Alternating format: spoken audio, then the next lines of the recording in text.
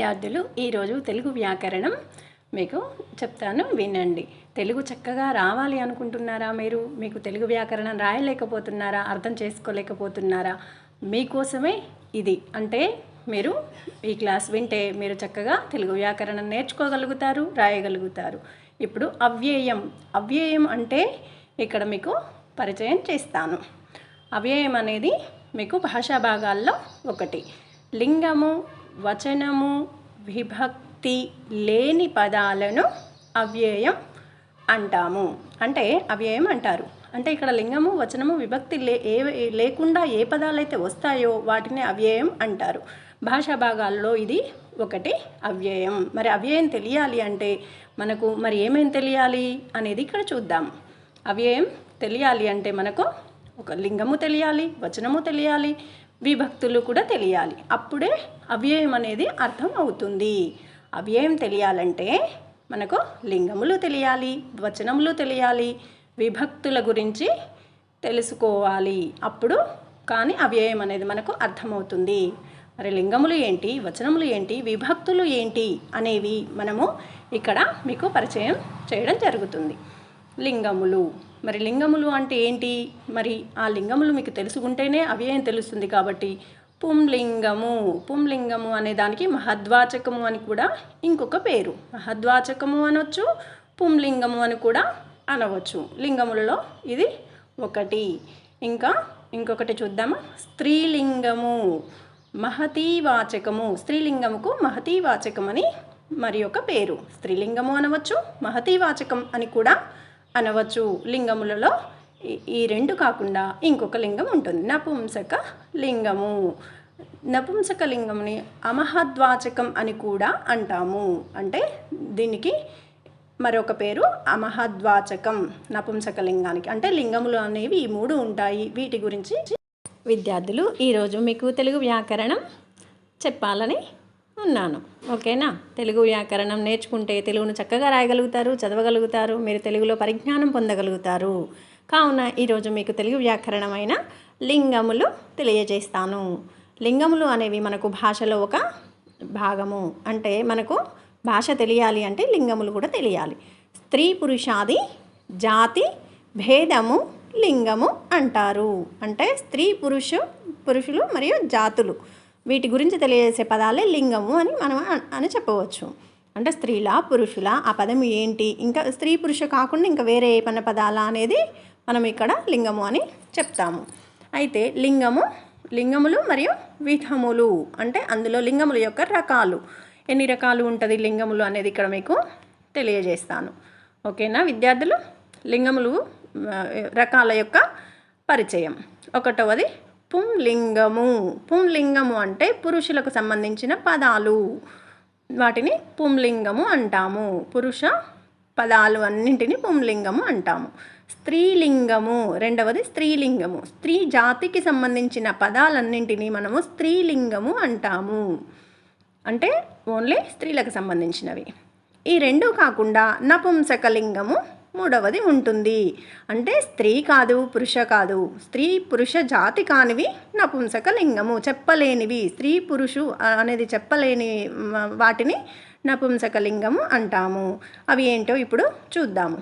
ఒకటోది పుంలింగము అంటే పురుషులకు సంబంధించిన పదాలు కానీ పురుషుల యొక్క జాతి యొక్క విశేషణములను కూడా తెలియజేసేవే మనము పుంలింగము అవుతుంది. మరి అంటే ఇక్కడ అన్ని పురుష పదాలు మాత్రమే ఉంటాయి పుంలింగంలో.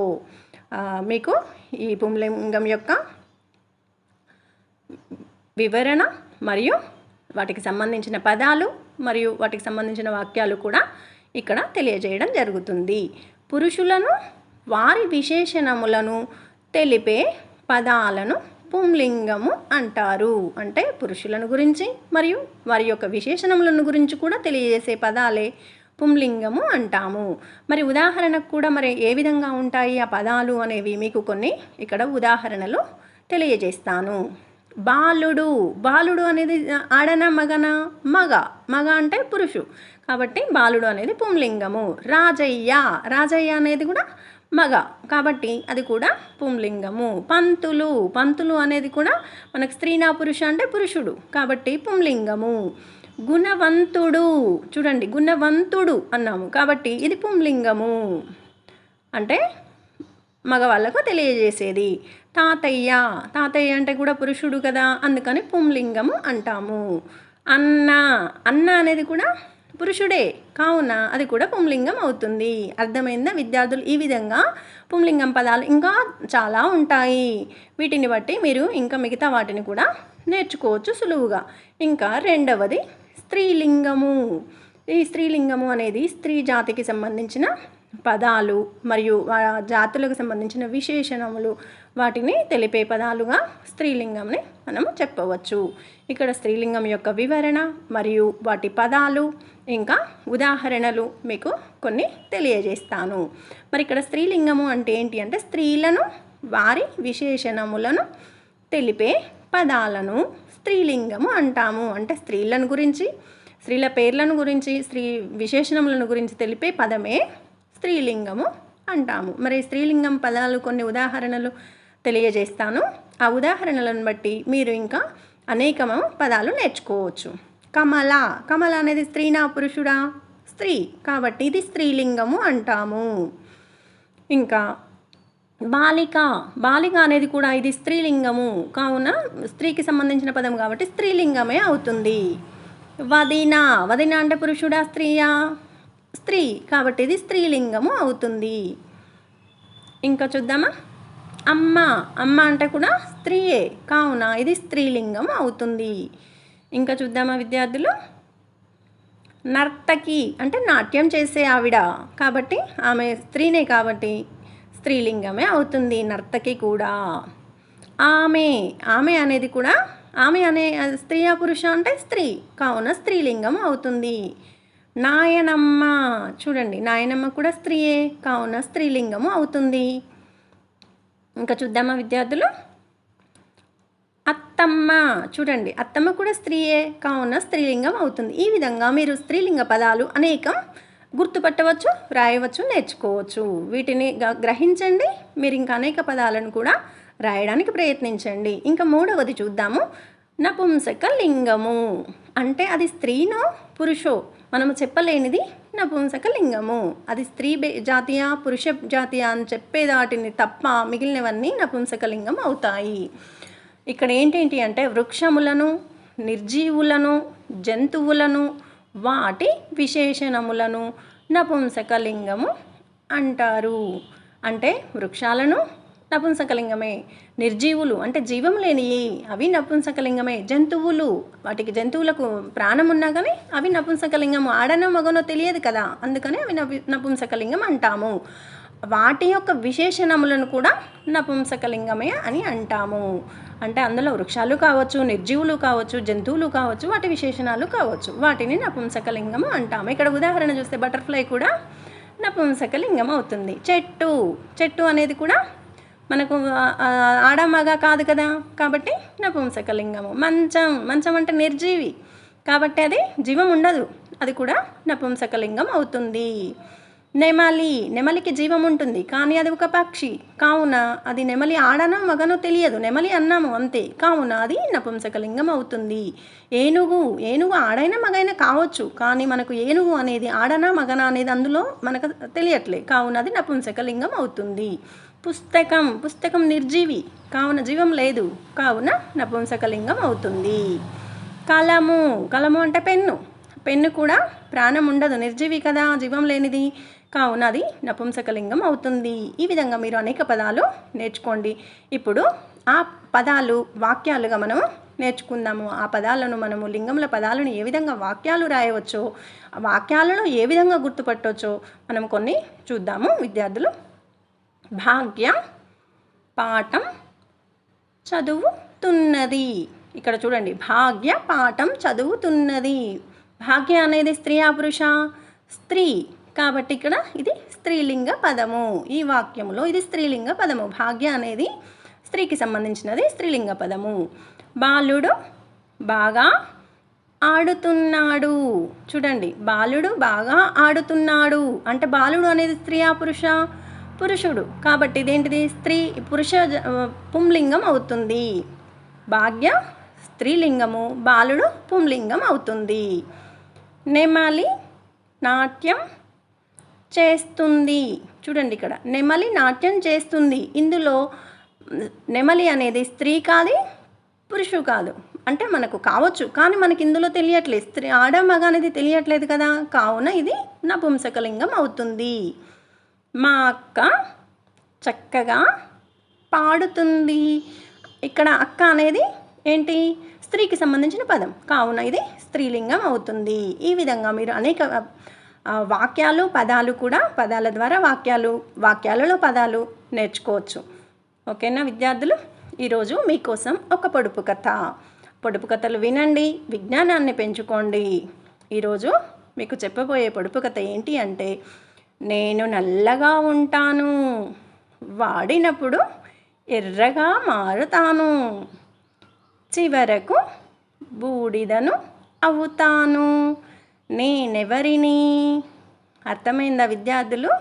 నేను నల్లగా ఉంటాను, వాడినప్పుడు ఎర్రగా మారుతాను, చివరకు బూడిదను అవుతాను. గుర్తొచ్చిందా?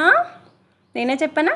బొగ్గు నల్లగా ఉంటుంది, వాడితే వేడి చేసినప్పుడు ఎర్రగా అయి తర్వాత బూడిదగా.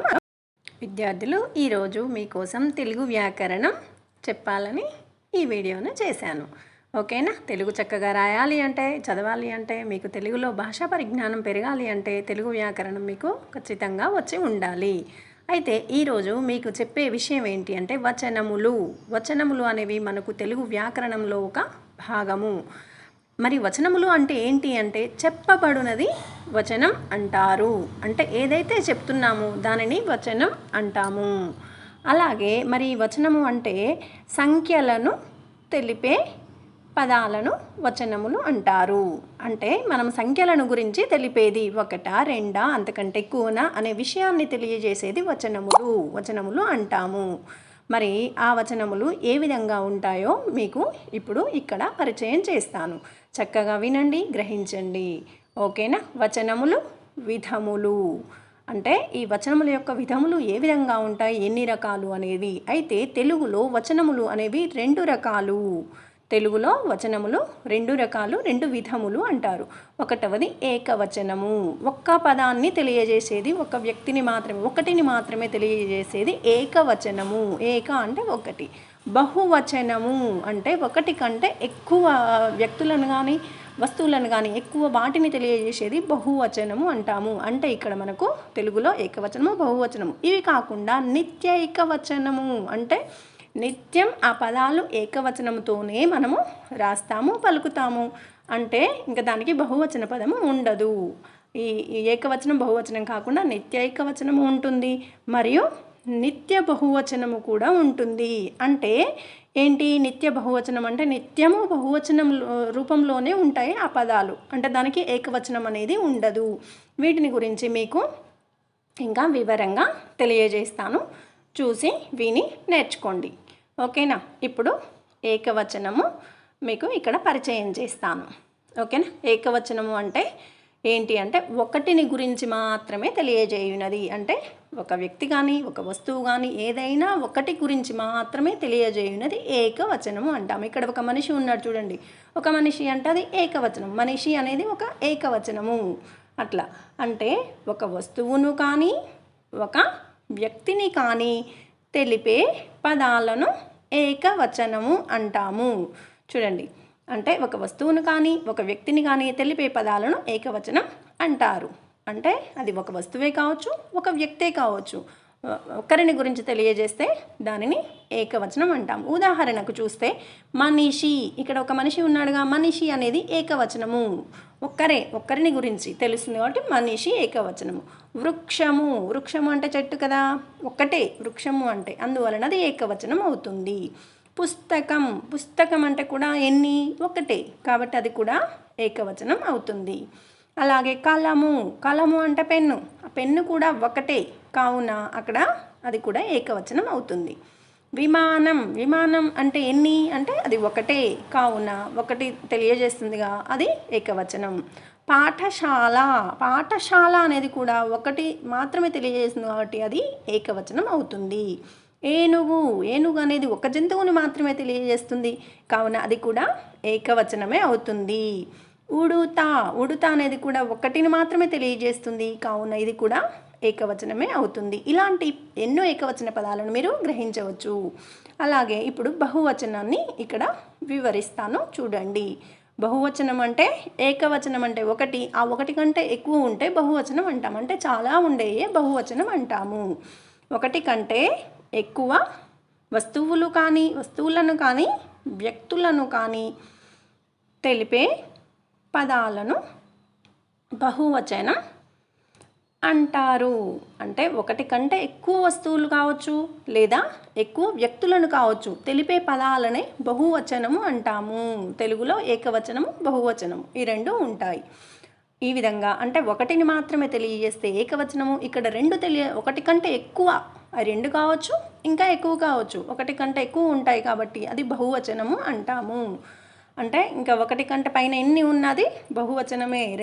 రెండు కావచ్చు, మూడు కావచ్చు, ఇంకెన్నైనా కావచ్చు, అది బహువచనము. ఇక్కడ చూడండి, ఇద్దరు ఉన్నారు. ఇద్దరు అనేది ఏంటిది? బహువచనము. అట్లా అంటే ఇక్కడ కాయలు, ఉదాహరణ చూస్తే కాయలు, కాయ అంటే ఒకటి, కాయలు అంటే ఎక్కువ, చాలా, ఎన్ని అనేది తెలియదు కాబట్టి బహువచనము. పండ్లు, పండ్లు అనేది కూడా చాలా, కావున అది కూడా బహువచనం అవుతుంది. అలాగే బాలురు, చూడండి, బాలుడు అయితేనేమో ఏకవచనము, బాలురు అంటే చాలామందిని తెలియజేస్తుంది, అది బహువచనం అవుతుంది. వృక్షాలు, వృక్షము చూసాం కదా, అది ఏకవచనం అయితే వృక్షాలు అన్నాము, ఇక్కడ అది బహువచనం అవుతుంది, చాలా ఉన్నాయి. పాములు, పాములు అంటే కూడా చాలా, పాము అంటే ఒకటి, పాములు అంటే బహువచనం, చాలా ఉంటాయి కాబట్టి. మంచాలు, మంచం అయితే ఏకవచనం అవుతుంది, మంచాలు కాబట్టి ఇక్కడ చాలా ఉన్నాయి కాబట్టి బహువచనం అవుతుంది. కళ్ళు, కళ్ళు కూడా ఒకటి కంటే ఎక్కువ, ఒకటి కాదు, కావున ఇది కూడా బహువచనము. అలాగే గుళ్ళు, గుళ్ళు కూడా చాలా, అందువలన అది కూడా బహువచనం అవుతుంది. ఒకటికి మించితే బహువచనము. ఓకేనా విద్యార్థులు? ఇప్పుడు ఏకవచనం మరియు బహువచనం పదాలు ఏ విధంగా రాయవచ్చు అంటే, ఏకవచనం పదాన్ని మనం బహువచనంగా మారిస్తే ఏ విధంగా మారుతుందో ఇక్కడ చూద్దాము.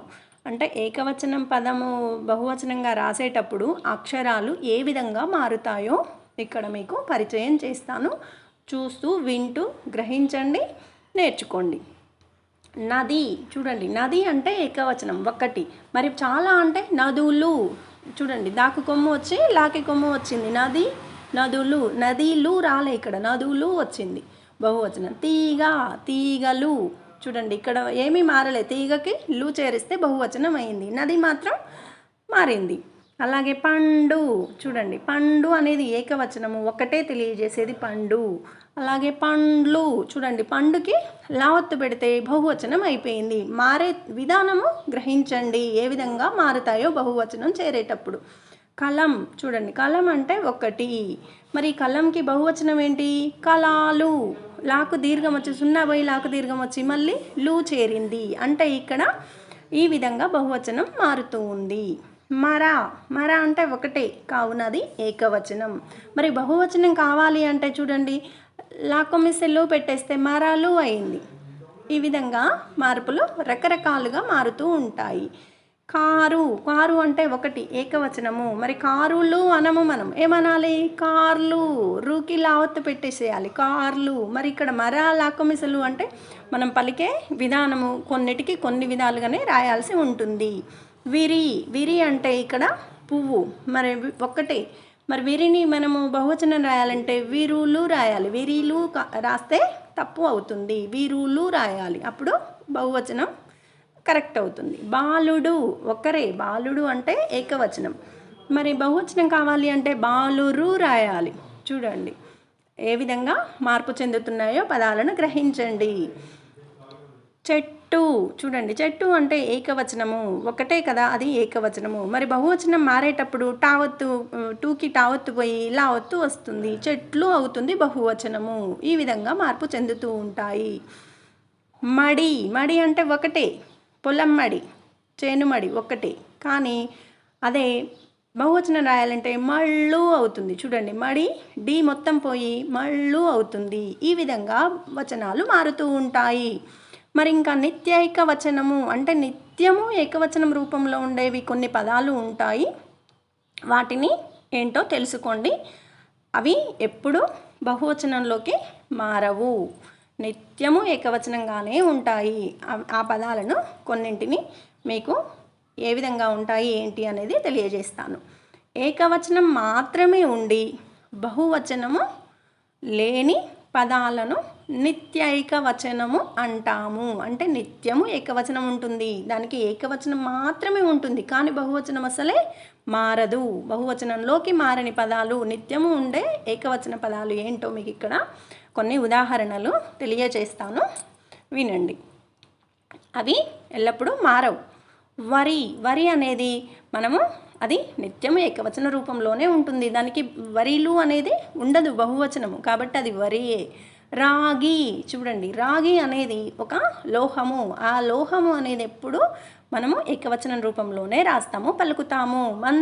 మంచి అనేది కూడా అదేవిధంగా మనము ఏకవచనం రూపంలోనే ఉంటుంది.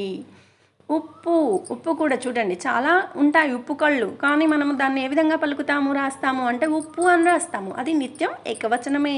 ఇనుము, అది కూడా ఒక లోహము, ఆ ఇనుము కూడా ఎప్పుడు ఏకవచనంలోనే ఉంటుంది. బంగారం కూడా అంతే, నిత్యము ఏకవచనంలోనే ఉంటుంది, బంగారం అనే పదం కూడా. అలాగే పాదరసం కూడా అంతే, దానికి బహువచనం అనేది ఉండదు, ఏకవచనం మాత్రమే ఉంటుంది. అక్కడ అనేది కూడా నిత్యము ఏకవచనమే. ఇంకా అర్థమవుతుందా విద్యార్థులు? ఇక్కడ కూడా అది నిత్యం ఏకవచన రూపంలోనే ఉంటుంది, దానికి బహువచన పదం అనేది ఉండదు. నెయ్యి చూడండి, నెయ్యి కూడా నిత్యము ఏకవచనమే, దానికి బహువచన రూపం అనేది ఉండదు. చూడండి, వెండి కూడా ఒక లోహము, ఆ లోహం కూడా ఎప్పుడు ఏకవచనంలోనే ఉంటుంది, బహువచనం అనేది మారదు. నూనె కూడా ఎప్పుడు ఏకవచనమే, కానీ బహువచనంలోకి మాత్రం మారదు. ఈ విధంగా చాలా పదాలు నిత్య ఏకవచనాలు కూడా ఇంకా ఉంటాయి. ఇప్పుడు నిత్య బహువచనము చూద్దాము. నిత్య బహువచనం అంటే అది బహువచన రూపంలో మాత్రమే ఉంటుంది, అది ఏకవచన రూపంలోకి మారకుండా ఉండేదే నిత్యము బహువచనం అవుతుంది. బహువచనము మాత్రమే కలిగి ఏకవచనము లేని పదాలను నిత్య బహువచనం అంటారు. అంటే ఇక్కడ అది మనకు ఏకవచనంలోకి మారదు, ఎప్పుడు బహువచనంలోనే పలుకుతాము, బహువచనంలోనే రాస్తాము, వాటిని నిత్య బహువచనము అంటాము. ఉదాహరణకు మీకు కొన్ని ఇక్కడ పదాలు ఏ విధంగా ఉంటాయో తెలియజేస్తాను. రాగులు చూడండి, ధాన్యము, రాగులు వండుకునేవి, కాబట్టి అవి ఏకవచనం అనేది దీనికి ఉండదు. కందులు కూడా మనము పప్పు చేసుకుంటాం కదా, అది ధాన్యము, ఇది కూడా బహువచనంలోనే ఉంటుంది. కొందరుకు కూడా ఏకవచనం అనేది ఉండదు, అందువలన ఇది నిత్యము బహువచనమే. మినుములు కూడా ఏకవచనంలోకి మారడానికి వీలు లేదు, కావున ఇది కూడా నిత్య బహువచనము అవుతుంది. చూడండి, పాలు అనేవి నిత్యము బహువచనమే, దీనికి ఏకవచనం అనే పదము ఉండదు. చూడండి, పెసలు కూడా నిత్యము బహువచనంలోనే ఉంటుంది, ఏకవచనంలోకి మారదు, కావున నిత్య బహువచనం. అందరూ అనేది కూడా బహువచనము, ఇది నిత్యము బహువచనమే, ఏకవచనంలోనికి మారని పదము. ఉలవలు కూడా ధాన్యము, ఈ ధాన్యము అనేది ఎప్పుడు బహువచనంలోనే ఉంటుంది, ఏకవచనంలోకి మారదు. ఈ విధంగా మీరు నేర్చుకోండి. ఈరోజు మీకోసం ఒక పొడుపు కథ. విద్యార్థులు, పొడుపు కథలను వినండి, విజ్ఞానాన్ని పెంచుకోండి, ఓకేనా? ఈరోజు మీకు తెలియజేసే పొడుపు కథ ఏంటి అంటే, నన్ను శుభ్రం చేస్తే నల్లగా అవుతాను, మీరు వాడుకుంటే తెల్లగా మారిపోతాను, నేనెవరిని? అర్థమైందా? నన్ను శుభ్రం చేస్తే నల్లగా అవుతాను, మీరు వాడుకుంటే తెల్లగా మారిపోతాను, నేనెవరిని? విద్యార్థులు, చెప్పనా? నేనే చెప్పనా? తెలుస్తలేదా మీకు? అర్థమైందా? అదే నల్లబల్ల, బ్లాక్ బోర్డ్, ఓకేనా? బ్లాక్ బోర్డ్ మనం రాస్తే శుభ్రం చేసినప్పుడు నల్లగా అవుతుంది, రాస్తే తెల్లగా అవుతుంది. విద్యార్థులు, ఈరోజు తెలుగు వ్యాకరణం మీకు ఈరోజు చెప్తాను, ఓకేనా? వినండి. ఈరోజు తెలుగు వ్యాకరణంలో భాగమైన విభక్తులు మీకు పరిచయం చేస్తాను. విభక్తులు తెలిస్తే వాక్యాన్ని ఏ విధంగా రాయవచ్చో అర్థవంతంగా తెలుస్తుంది. మీరు ఇప్పటివరకు అక్షరాలు పదాలు నేర్చుకున్నారు. ఆ పదాలను వాక్యంగా రాయాలి అంటే ఈ విభక్తులు ఖచ్చితంగా మీకు తెలిసి ఉండాలి. మరి ఆ విభక్తులు అంటే ఏంటి అంటే పదాల మధ్య మనకు ఏ విధంగా అర్థాన్ని కుదిరిస్తుందో అది విభక్తి అనేది చెప్తాం. వాక్యములోని పదముల మధ్య అర్థ సంబంధాన్ని తెలియజేయునవి విభక్తులు అంటారు. అంటే ఒక పదానికి ఇంకొక పదానికి మధ్య పూర్తిగా అర్థాన్ని తెలియజేయాలి అంటే ఈ విభక్తులు ఖచ్చితంగా రాయవలసి ఉంటుంది. ఈ విభక్తులు లేకపోతే పదాలు మాత్రమే రాస్తే ఆ వాక్యానికి అర్థం ఉండదు. ఏ విధంగా ఉంటాయి విభక్తి ప్రత్యయాలు అనేవి ఇక్కడ మనము చూద్దాము. విభక్తి ప్రత్యయములు అనేవి మనకు వాక్యానికి ఇవి ఖచ్చితంగా అవసరం ఉంటున్నాయి. విభక్తులుగా వాడబడు పదములను ప్రత్యయములను మనము విభక్తి ప్రత్యయములు అంటాము. అంటే విభక్తులుగా వాడే పదాలను ప్రత్యయాలను కూడా విభక్తి ప్రత్యయాలు అని అంటాము. అంటే ఈ విభక్తి ప్రత్యయములు అనేవి పదములకు మనకు వాక్యాన్ని కూర్చడానికి ఉంటుంది. మరి విభక్తులు అనేవి 7 రకాలు. వీటిలో సంబోధన ప్రథమ విభక్తి అనేది అదనంగా చేరుతుంది. ఈ అదనంగా వచ్చి చేరడం వలన అవి మనకు 8 అయినాయి, చేరుతుంది. కావున 8 అవుతాయి విభక్తి ప్రత్యయాలు. అవి ఏంటో మీకు ఇక్కడ పరిచయం చేస్తాను. వీటిని గ్రహిస్తే పదాలను వాక్యాలుగా రాయడానికి సులువుగా తెలుసుకోవచ్చు. కావున జాగ్రత్తగా గ్రహించండి. విభక్తి మరియు ప్రత్యయాలు అంటే ఇక్కడ ఏ విభక్తికి ఏ ప్రత్యయాలు వస్తాయి అనేది చూడండి. ప్రథమ విభక్తి డు, ము, వు, లు అనే విభక్తి ప్రత్యయాలు వస్తాయి. ప్రథమ విభక్తికి డు, ము, వులు అనే ప్రత్యయాలు వస్తాయి. అంటే పదాలకు డు, ము, వులు ఏది చేరినా కానీ అది ప్రథమ విభక్తి ప్రత్యయము అవుతుంది, ప్రథమ విభక్తి అవుతుంది. మరి ద్వితీయ విభక్తి ప్రత్యయాలు చూస్తే నిన్, నున్, లన్, కూర్చి, గురించి అంటే ఈ నిన్నున్, కూర్చి, గురించి అనే ప్రత్యయాలు వస్తే అది ద్వితీయ విభక్తి అవుతుంది. అంటే పదాల మధ్య వీటిని వాడినప్పుడు వాక్యంలో పదాల మధ్య వీటిని వాడినప్పుడు ద్వితీయ విభక్తి అవుతుంది. అలాగే తృతీయ విభక్తి చూద్దాము. తృతీయ విభక్తి చేతన్, చేన్, తోడన్, తోన్ అనే ప్రత్యయాలు ఉంటాయి. ఈ చేతన్, చేన్, తోడన్, తోన్ అనే ప్రత్యయాలు పదాల మధ్య వస్తే అది తృతీయ విభక్తి అవుతుంది. అంటే చతుర్థి విభక్తి చూద్దాం. కొరకున్, కై, కోసం.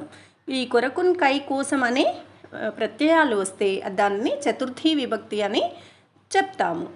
ఇంకా 5వది చూద్దాము. 5వది పంచమి విభక్తి.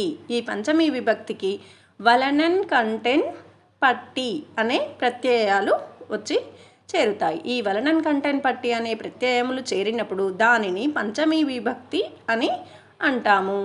పదాల మధ్య ఇవి చేరుతాయి. షష్ఠీ విభక్తి. ఈ షష్ఠీ విభక్తి యొక్క ప్రత్యయములు చూస్తే కిన్, కున్ యొక్క లోన్, లోపలన్. ఈ కిన్, కున్ యొక్క లోన్, లోపల్ అనే విభక్తి ప్రత్యయాలు కనుక చేరితే దానిని షష్ఠీ విభక్తి అని అంటాము. ఇంకా 7వది చూద్దాము. షష్ఠీ విభక్తి తర్వాత సప్తమి విభక్తి. ఈ సప్తమి విభక్తి యొక్క ప్రత్యయాలు చూస్తే అందున్నన్, అందున్నన్. ఇవి ఏవైనా వాక్యంలో పదాల మధ్య చేరినప్పుడు దానిని సప్తమి విభక్తి అని అంటాము.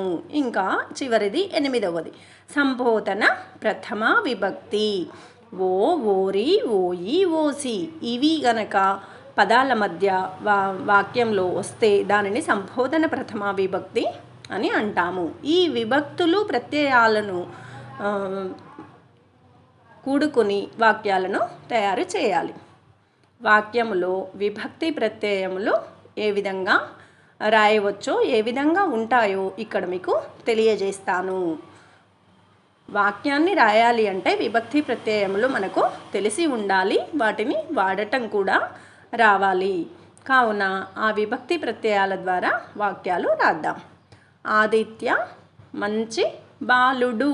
ఇక్కడ చూడండి, బాలుడు అనే దాంట్లో మనకు డు అనేది ప్రథమా విభక్తి ప్రత్యయం వచ్చింది. ఇక్కడ డు మూవులు కదా, కావున డు అనేది ప్రథమా విభక్తి.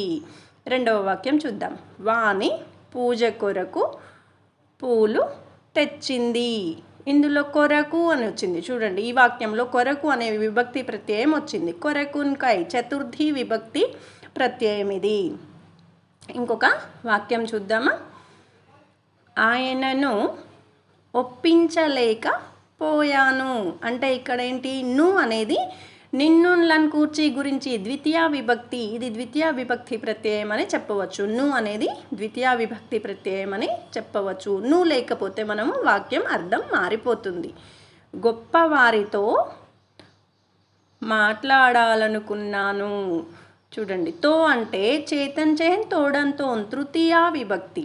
కావున ఇది మనకు చూడండి, వాక్యం అనేది ఈ ప్రత్యయములు లేకపోతే వాక్యము అర్థమే మారిపోతుంది. కావున అర్ధరహితంగా అవుతుంది. ఇంకొక వాక్యం చూద్దాము. కరోనా వలన అనారోగ్యం పాలవుతున్నారు అంటే కరోనా వలన అనారోగ్యానికి గురి అవుతున్నారు కదా. అయితే ఈ విధంగా ఇక్కడ వలన అనేది వలనన్ కంటెంట్ పట్టి పంచమి విభక్తి ప్రత్యయం ఇక్కడ చేర్చడం జరిగింది. అంటే ప్రత్యయం లేకపోతే అది అర్ధరహితంగా ఉంటుంది వాక్యం. ఇంకొక వాక్యం చూద్దాము. గురువుల యొక్క ప్రభావం కలాంపై ఉన్నది అంటే గురువుల ప్రభావం అబ్దుల్ కలాంపై ఉన్నది అంటే ఇక్కడ యొక్క అనేది కిన్కున్ యొక్క లోన్ లోపలని షష్ఠీ విభక్తి. ఇది షష్ఠీ విభక్తి యొక్క ప్రత్యయము. ఇంకొక వాక్యం చూద్దాము. చెరువుల యందు తామరలు ఉన్నవి. యందు అందున్నన్ సప్తమి విభక్తి. యందు అనేది అందు అనే అర్థంలో దీన్ని వాడుతాము. కావున ఇది సప్తమి విభక్తి ప్రత్యయము అవుతుంది. ఇంకొక వాక్యం చూద్దాము. ఓ బాలలారా కలలు కనండి, వాటిని సాకారం చేసుకోండి. ఇక్కడ చూడండి, ఓ అనేది సంబోధన ప్రథమా విభక్తి ప్రత్యయం అవుతుంది. అంటే ఇది ఈ వాక్యాన్ని ఎవరన్నారు, అబ్దుల్ కలాం గారు అన్నారు. బాలలను కలలు కనండి, వాటిని సాకారం చేసుకోండి అని అబ్దుల్ కలాం గారు చెప్పడం జరిగింది. కావున విద్యార్థులు వీటిని పాటించాలి. ఈరోజు మీకోసం ఒక మంచి మాటలను వినాలి, వాటిని మననం చేసుకొని వాటిని పాటించాలి. ధనం వాడుతుంటే తరిగిపోతుంది, విద్య విజ్ఞానం వాడే కొలది వృద్ధి చెందుతుంది. అంటే ధనాన్ని ఖర్చు చేస్తే తగ్గిపోతుంది, కానీ విద్యను మాత్రం వాడుకుంటుంటే అంటే ధనాన్ని వాడుకుంటుంటే తగ్గిపోతుంది, విద్యను మాత్రం వాడుతుంటే పెరుగుతుంది. వృద్ధి చెందడం అంటే ఎక్కువ అవుతుంది. కావున మీరు విద్యను వాడుతూ ఉంటేనే పెరుగుతుంది అని ఇక్కడ మంచి మాట. మీరు కూడా అలాగే వృద్ధి చెందండి. ఈరోజు మీకోసం ఒక పొడుపు కథలో వినండి, వాటి గురించి ఆలోచించండి, వాటిని గుర్తుంచుకోండి. 2 రాజ్యాల భీకర యుద్ధం, కత్తులు లేని నిశ్శబ్ద పోరాటం. ఏమిటది? 2 రాజ్యాల భీకర యుద్ధం, కత్తులు లేని నిశ్శబ్ద పోరాటం. ఏమిటది? గుర్తొచ్చిందా విద్యార్థులు? నేనే చెప్పాలా? చదరంగం. అంటే చెస్ అంటాం కదా, అదే చదరంగం. ఓకేనా? అందులో ఈరోజు మీకు తెలుగు వ్యాకరణం భాషా భాగాలలో మీకు అవ్యయం తెలియజేస్తాను. ఓకేనా? మీకు నామవాచకం తెలిసి, సర్వనామం తెలిసి, విశేషణం తెలిసి, క్రియ తెలిసి ఉండాలి. అప్పుడు అవ్యయం కూడా బాగా అర్థం అవుతుంది. అవ్యయం అనేది మీకు ఈరోజు పరిచయం చేయడం జరుగుతుంది. తెలుగు చక్కగా రాయడానికి, చదవడానికి రావాలి అంటే ఈ భాషా భాగాలు అనేవి ఖచ్చితంగా మీకు మంచి అవగాహన కలిగి ఉండాలి. మరి అవ్యయం అంటే లింగ వివక్ష కానీ, విభక్తి ప్రసక్తి కానీ, వచన ఆకాంక్ష కానీ లేని పదాలను అవ్యయం అంటారు. అంటే మరి ఇక్కడ లింగ వివక్ష, లింగము స్త్రీలింగము, పురుషలింగము, నపుంసకలింగము కానిది, విభక్తి ప్రసక్తి అంటే పదాల మధ్య అర్థ సంబంధం పడేవి విభక్తి ప్రత్యయాలు. అవి కూడా లేకుండా, ఇంకా వచనము ఏకవచనము కాకుండా బహువచనము కాకుండా ఉన్న పదాలు మాత్రమే అవ్యయాలు అంటాము. మరి ఆ పదాలు, అవ్యయం అనే పదాలు ఇప్పుడు మీకు కొంత అవగాహన అనేది వచ్చింది. లింగము ఉండదు, విభక్తి ఉండదు, వచనము ఉండదు. ఆ విధంగా ఉన్న పదాలు విభక్తులు, మరి ఈ అవ్యయాలు అంటాము. మరి అవ్యయం పదాలు ఏ విధంగా ఉంటాయో ఇక్కడ పరిచయం చేస్తాను. అవ్యయం పదాలు మీకు కొన్ని ఇక్కడ పరిచయం చేయడం జరుగుతుంది. అవ్యయము అనేవి ఈ పదాలు చూడండి. అబ్బో అనేది ఒక అవ్యయం పదము. అయ్యో అనేది కూడా ఒక అవ్యయ పదము. ఆహా అనేది ఒక అవ్యయ పదము. ఓహో అనేది ఒక అవ్యయ పదము. అకటా అనేది కూడా ఒక అవ్యయ పదము. బాపురే అనేది ఒక అవ్యయ పదము. భలిరే అనేది కూడా ఒక అవ్యయ పదము. శభాష్ అనేది ఒక అవ్యయ పదము. అక్కడ అనేది ఒక అవ్యయ పదము. ఇక్కడ అనేది కూడా ఒక అవ్యయ పదమే. ఎక్కడ అనేది కూడా ఒక అవ్యయ పదము. కటకట అనేది ఒక అవ్యయ పదం. ఈ అవ్యయ పదాలు తెలిస్తే మీకు భాషా భాగాల ద్వారా చక్కగా తెలుగు రాయడం చదవడం వస్తుంది. ఈ అవ్యయ పదాల నుంచి మనం కొన్ని వాక్యాలు ఏ విధంగా రాయాలో తెలుసుకుందాం. ఇక్కడ చూద్దాం. అవ్యయ పదాలతోటి వాక్యంలో అవ్యయ పదాలను ఏ విధంగా రాయవచ్చు, ఏ విధంగా ఉపయోగించాలి అనేది ఇక్కడ చూద్దాము. ఒకటవది, అయ్యో కింద పడ్డావా. చూడండి, అయ్యో అనేది ఒక బాధాకరమైన అవ్యయ పదము. అయ్యో కింద పడ్డావా అంటే ఇక్కడ లింగము లేదు, వచనము లేదు, విభక్తి లేదు. అలా అది అవ్యయ పదము. రెండవది చూద్దాం. ఆహా పూల తోట అందంగా ఉన్నది. ఇక్కడ చూడండి, అంటే ఆహా అనే దానికి అవ్యయ పదము అవుతుంది. అంటే ఇందులో లింగము లేదు, వచనము లేదు, విభక్తి కూడా లేదు. కాబట్టి ఆహా అనేది ఒక మంచి అవ్యయం. ఓహో అలా జరిగిందా. చూడండి, ఓహో అలా జరిగిందా. ఓహో అనేది ఇక్కడ అవ్యయ పదము. ఎందుకంటే ఓహో అనేది దీనికి లింగము రాదు, వచనము రాదు, విభక్తి రాదు. కావున ఇది అవ్యయ పదము. అలాగే ఇంకొకటి చూద్దాం. ఔరా ఎంత మోసం జరిగింది. చూడండి, ఔరా ఎంత మోసం జరిగింది అంటే ఇక్కడ చూడండి, మోసం గురించి ఆశ్చర్యాన్ని తెలియజేస్తుంది. లింగము లేదు, వచనము లేదు, విభక్తి లేదు. ఔరా అనే పదము అవ్యయం పదం అవుతుంది ఇక్కడ. ఇంకా కొన్ని పదాలు చూద్దాము అవ్యయాలతోటి వాక్యాలు. వామ్మో కుక్క వెంట పడింది. చూడండి, వామ్మో కుక్క వెంట పడింది. వామ్మో అనేది ఇక్కడ అవ్యయ పదము. ఈ వామ్మోకి మనము లింగము ఉండదు, వచనము ఉండదు, విభక్తి ఉండదు. కావున ఇది అవ్యయ పదము అవుతుంది. ఇంకొకటి చూద్దామా. బాపురే సాహసం చేశావా. బాపురే అనేది ఇక్కడ ఒక ఆశ్చర్యానికి సంబంధించిన పదము అవ్యయం అవుతుంది. దీనికి కూడా లింగము లేదు, వచనము లేదు, విభక్తి కూడా లేదు. ఇంకొకటి చూద్దామా. అయ్యో కరోనా వచ్చిందా. చూడండి, అయ్యో కరోనా వచ్చిందా అంటే ఇక్కడ ఒక బాధాకరమైన అవ్యయం ఇది. అయ్యో అనేది బాధాకరమైన అవ్యయం. దీనికి లింగము లేదు, వచనము లేదు, విభక్తి కూడా లేదు. ఇంకా తర్వాతది చూద్దామా విద్యార్థులు. ఓహో ఆన్లైన్ తరగతులా. చూడండి, ఓహో ఆన్లైన్ తరగతులా అంటే ఇది ఓహో అనేదానికి లింగము లేదు, వచనము లేదు, విభక్తి కూడా లేదు. కావున ఇది ఓహో అనేది ఒక అవ్యయ పదము. ఇంకా చూద్దామా విద్యార్థులు. అబ్బో చాలా వింతగా ఉన్నది. చూడండి, అబ్బో చాలా వింతగా ఉంది అంటే అబ్బో ఇది ఒక ఆశ్చర్యానికి సంబంధించిన అవ్యయ పదము. దీనికి లింగము, వచనం, విభక్తి ఉండదు కాబట్టి ఇది ఒక అవ్యయ పదము. ఇంకొకటి చూద్దాము. శభాష్ మంచిగా చదివినావు. చూడండి, శభాష్ మంచిగా చదివినావు అంటే ఇక్కడ శభాష్ అనే దానికి కూడా లింగము, వచనము, విభక్తి లేకుండా ఉంది కాబట్టి ఇది ఒక అవ్యయ పదము. ఈ విధంగా పదాలతోని వాక్యాలు నేర్చుకోవచ్చు. అయ్యో పాఠశాలలు తెరవరంట.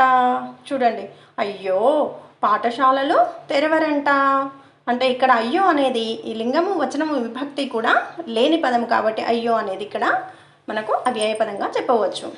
ఆహా ఇంద్రధనుస్సు అద్భుతం. చూడండి, ఆహా ఇంద్రధనుస్సు అద్భుతం అంటే ఇక్కడ ఆహా అనేది ఇక్కడ మనకు మంచిగా ఆనందంగా తెలియజేసే ఒక పదము. ఈ పదము లింగము వచనం విభక్తి లేదు కాబట్టి దీన్ని అవ్యయం అంటాము. ఈరోజు విద్యార్థులు మీకోసం ఒక మంచి మాట, ఈ మంచి మాటల ద్వారా మీరు కొంచెమైనా ఆలోచించి కొంచెమైనా నేర్చుకోండి. పుస్తకాలు చదవాలనే అభిరుచి ఉన్న మనిషి ఎక్కడున్నా సుఖ సంతోషాలతో ఉండగలుగుతాడు అని చెప్పడం జరిగింది. ఇది ఒక గొప్ప వ్యక్తి చెప్పారు. ఎవరో తెలుసా? పుస్తకాలు చదివే అభిరుచి ఉంటే మనం ఎక్కడున్నా సుఖ సంతోషంగా ఉంటాము అనేది, ఉండగలుగుతాము అనేది ఒక గొప్ప వ్యక్తి చెప్పడం జరిగింది. ఆ వ్యక్తి ఎవరో మీకు తెలుసా? నేనే చెప్పనా? గాంధీజీ గారు చెప్పారు. ఈరోజు విద్యార్థులు మీకోసం ఒక పొడుపు కథలో వింటుంటే మీరు ఆలోచిస్తూ ఉంటే జ్ఞాపక శక్తి మరియు ఏకాగ్రత పెరుగుతూ ఉంటాయి. నేర్చుకోండి. వెలుతురు ఉంటే కనబడతాను, వెలుతురు లేకుంటే మాయమవుతాను, నేనెవరిని? వెలుతురు ఉంటే కనబడతాను, వెలుతురు లేకుంటే మాయమవుతాను, నేనెవరిని? తెలుసా విద్యార్థులు? నేనే చెప్పనా? నీడను. అర్థమైందా విద్యార్థులు? నీడ, వెలుతురుంటేనే నీడ